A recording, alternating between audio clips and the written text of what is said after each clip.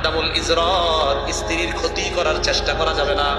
আপনি বিয়ে করছেন 10 বছর হয়েছে, 20 বছর, ঘটনাচক্রে ইদানিং আপনার আরেকটা মেয়েরে ভালো লাগে, এখন এই বিবিরে সরাইবেন কেমনে? এখন চিন্তা করেন, ডাইরেক্ট সরাইয়া দিলে এলাকাবাসী খারাপ বলবে, তাই তাবিজ করছেন, এলাকার নিয়ম। তাবিজ করে বিবিরে তার থেকে আলাদা সরানোর চেষ্টা করা, এটা নাজায়েজ, হারাম। ইবনে মাজাহ হাদিস নাম্বার 2340 এবং 2341 নাম্বার হাদিসে নবী বলেন, লা দারারা ওয়ালা দিরারা, ইসলামে ক্ষতি করা যাবে না, ক্ষতি সহ যাবে না।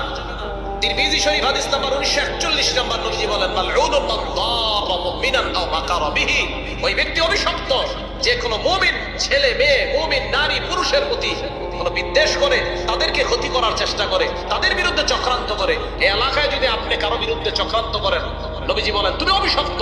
কোন স্বামী তার স্ত্রীর বিরুদ্ধে চক্রান্ত করলে নবীজি বলেন সে অভিশপ্ত।